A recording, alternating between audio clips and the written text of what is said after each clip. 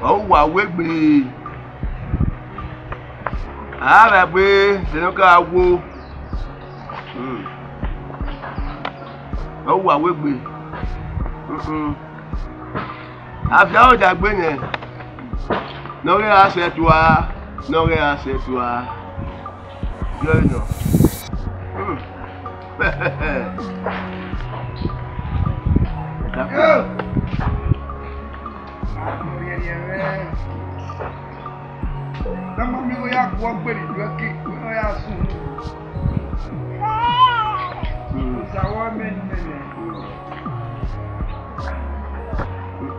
Hey, you want to be the free? I'm not why here. He echoed a woman. He never went to go with woman. What do I go? If you have fair, I don't know what to do. I have to be here. I will go to me. Why just let me? Why was this to who was there? Who are the wife who was who? Maybe I buy why to me that one woman. I'm only what on it. Well, my wife will want my soul. You're good. You're going now. You're good. About what? About what? About what? Make what? What am I going to do? I don't want what? You know what? What do you man? We are familiar. Who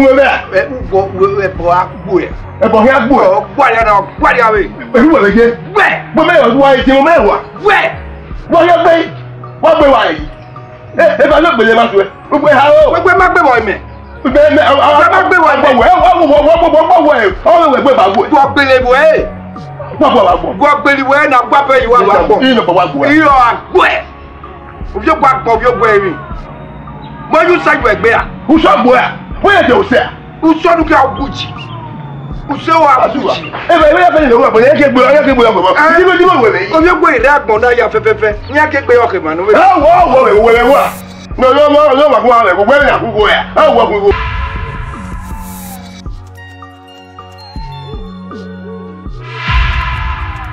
I'm going. Sure.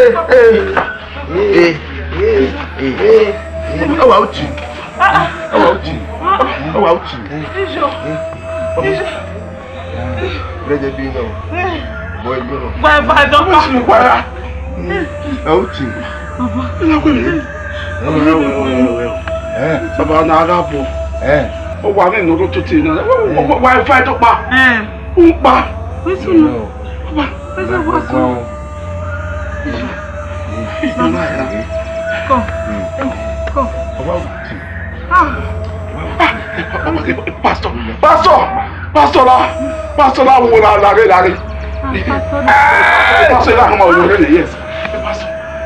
What is it? I don't know what happened. Both of them just fell. I don't know. Hey! The same time. The same time. But I told you. I remember telling you the other day now that I came back from the city, that I came to pray for one family here. Yes. I saw you that day and I told you that your fathers, they need to pray. Yes. Did you do the prayers? Oh. Jesus Christ. Wait. Show yourself now. This atmosphere is not right. Show yourself whoever you are now. Show yourself.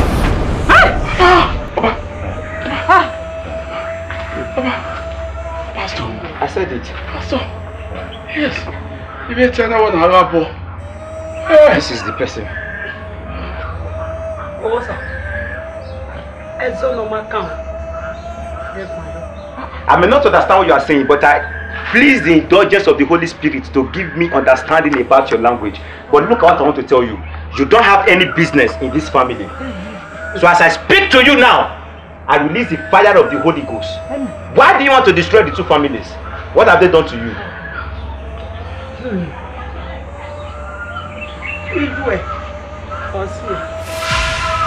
Amen. What did she say? Amen. I said that my mother is a corpse. Where is your mother now?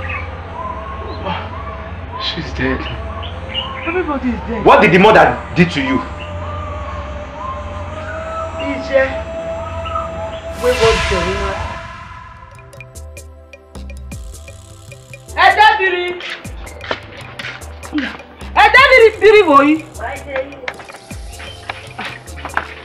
Debiri, why just nothing?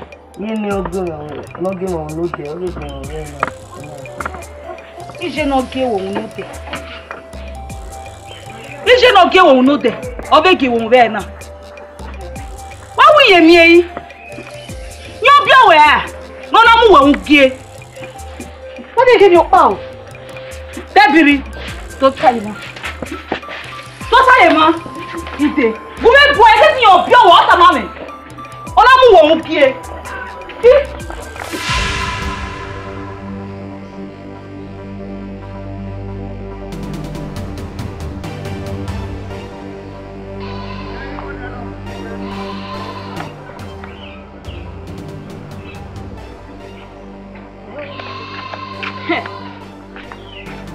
Lari. Wari we mwe ori di ma pe ko we. Una kyo yi. Lari o. Una je kyo yi. We bi ogwe. U bi ogwe. Agano mama u bi ogwe. Oh.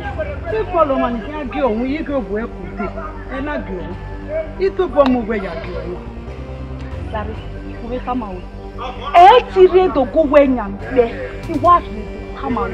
Yeah, na ga ka. Yo ga kiti ni degbe mi ogo imu. Egun mi wa gwa lo mo no age o. U ya bi ogu e. Ya bi ogu e agano mama.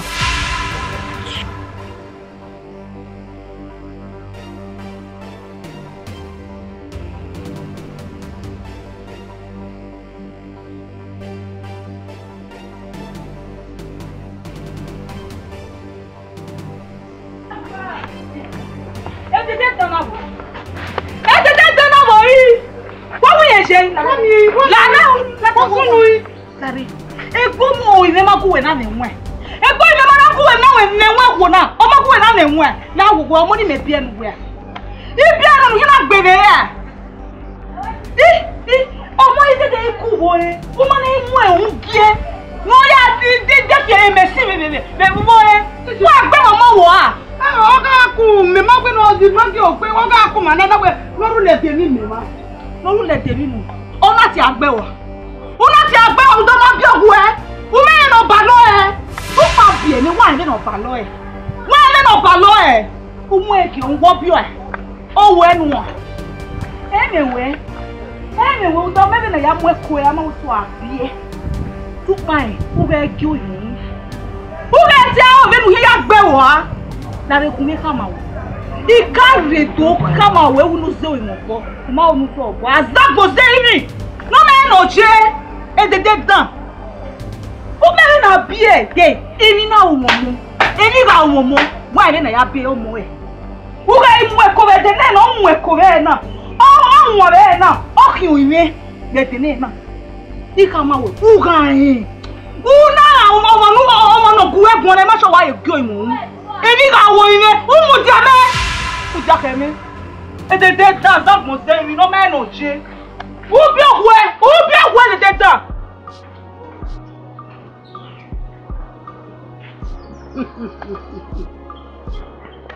Oha. Oha gbèrèzé. Me. Ewe le mi. Upo we boni. Ya ama we. Awo mana.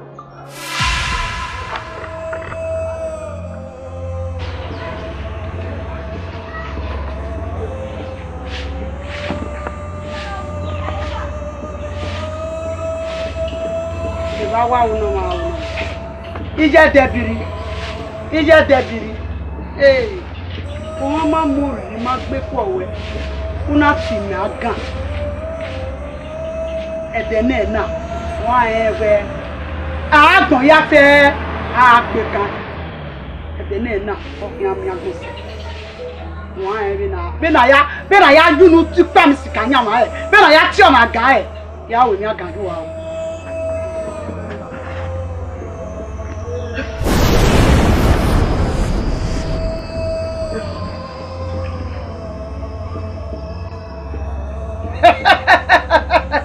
Magu pepe.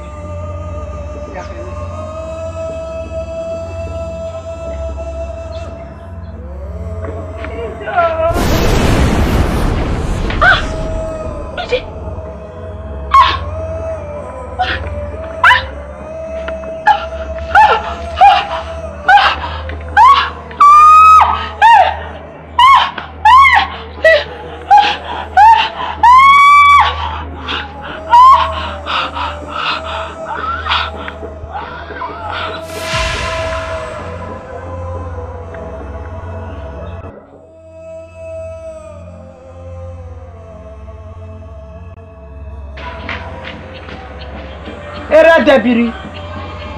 Era debiri.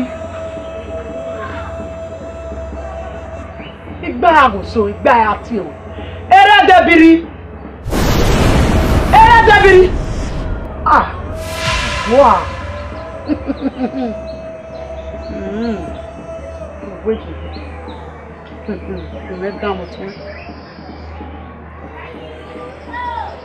Era igawina. Era igawina. Era igawina. Ah! Ichimi. Agwa.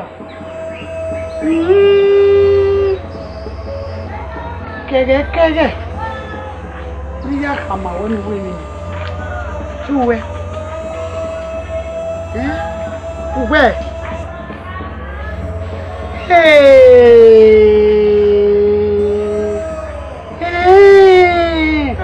Akugbe orugbe pin e fa o si na ma mu igamudia ikhegene ezagazaga yala yen imi na la ya muda ko ajuwana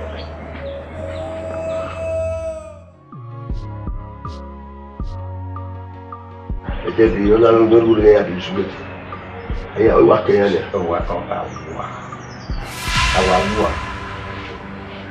me se ti we gbe mu egbe mi ni loju ni ta debi e o we no is it your sons we me no na o ma ya o ya ni awa bi gbe no we bo a we no wa ya fo o so ni okoko no ni no ikena we me we be ba ni ari ade e capsule ade yo ni sa abi oni we la e o re bo na ni la o egbe mi yo ebu mi ta o da se.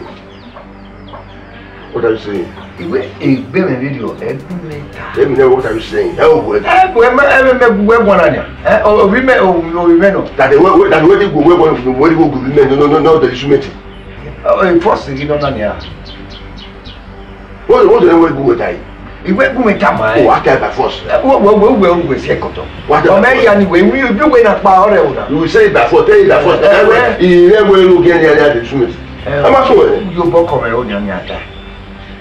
Tí o bá kọ̀ mẹ́ ó ní ata. Àdìwé tá mo wọlé wọlé jù wọ́n. Iṣẹ́ ti tẹ̀gbẹ́ mi náà bí ọ̀yẹ́ mi kọ́ mẹ́fẹ́ tó.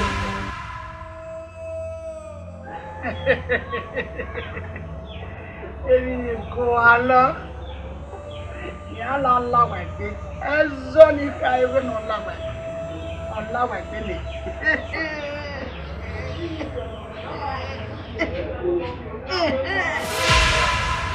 Ọ̀nà náà. Ọbẹ̀ ọ̀rẹ́ gbẹ̀. Aya wa enu bari ni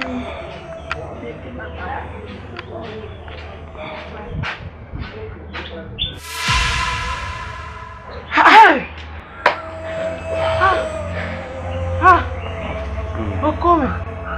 Okay. Okome. Now let me tell you, you have no rights now in these two families. There is peace and there is agreement.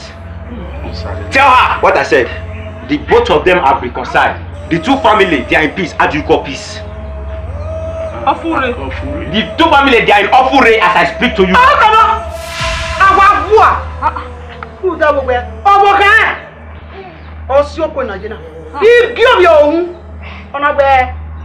Neither gear. Oh, my, you way, Yaki, and then I know that and not aware. In my making land, I have baby, and I'll get return me in our baby.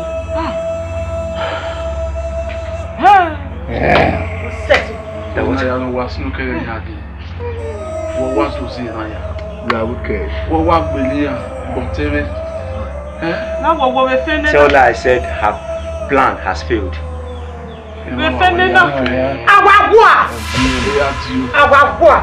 am not here to battle words with you. I am here to tell you your bad, every evil that you have done is over. As I speak to you now.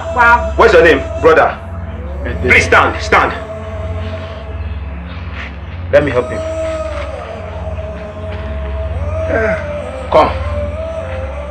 I want to tell you that there is a greater God that is more than your gods. What's your name, sister? Please stand. Yes, sir. Come. Hold the hand of your brother. Hold his hand. Don't be afraid of her. She can't do anything. Yes, stand this way.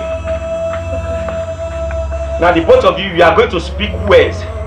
You are going to pray to God. Tell God to help you to consume this distraction that has come to this family. Listen, let me tell you, as they begin to pray, the fire of the Holy Ghost will begin to consume it because the two of them are alive and they are in peace. Yes. I don't want them. Oh, Jesus. Father, consume them in the mighty name of Jesus. We want peace in this family. Open my wallet. No food. No, let me tell you, I speak not of my words, but of the Most High God that sent me. The Bible said, the book of Colossians said, having destroyed principalities and power, Jesus Christ made a public show of them, triumphing over them in it 10,000 years ago. So I speak authority into you. Whatever incantation that you are doing, Holy Ghost, fire! Holy Ghost, fire! In the name of Jesus, Holy Ghost, fire! Ephesians 6 verse 12. We wrestle not against flesh and blood, but against principalities and fire, the rulers of darkness in high places. Holy Ghost, fire! Holy Ghost, fire! Holy Ghost, fire! In the name of Jesus. Amen. Thank you, man of God. Where's it? Where's it? Amen. Oh, yeah, Mama. You know that? Papa. You're not. It is a gamuna. Please bring your father. Those are gamuna. Bawa, they can manage me now. What to do them now?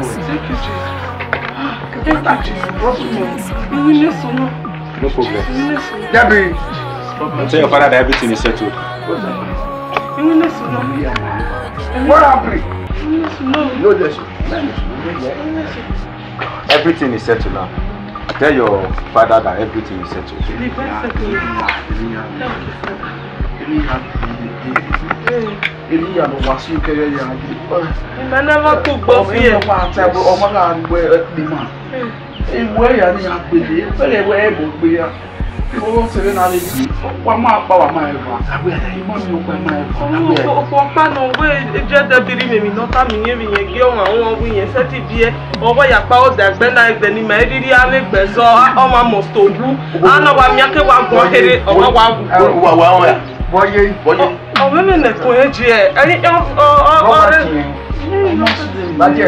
Pastor Lerune, you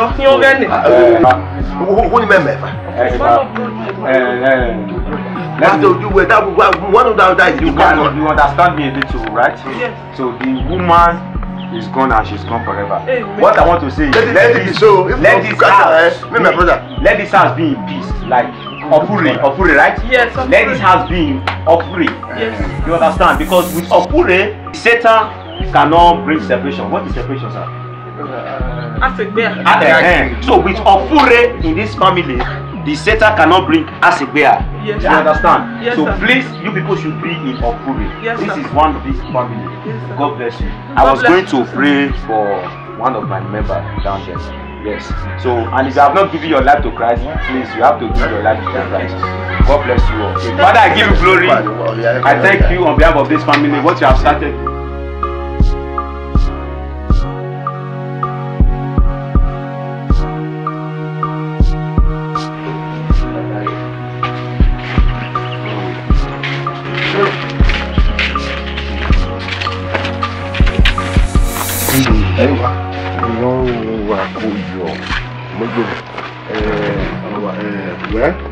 And Kowaka Kabod,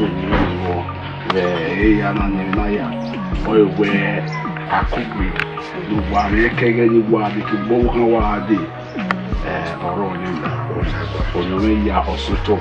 Yeah, I got it doing it. I'm going to my fiance, you know. Brother, me do a fiamme, you power to a rover. Well, when we are choosing you.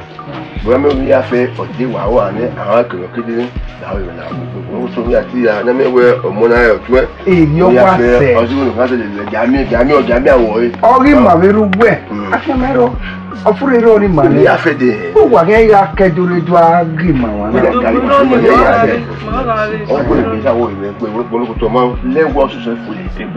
Papa will not beg to Benny May a little when he can get that one. Oh, go on, get it. I mean, I feel one. Debbie, God bless my soul. Come back again.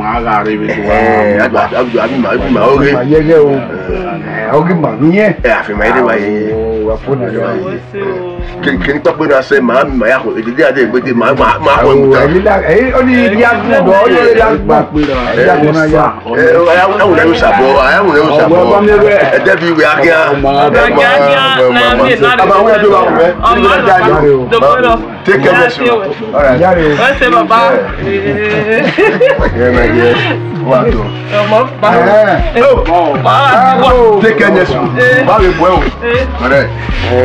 Gardez tout est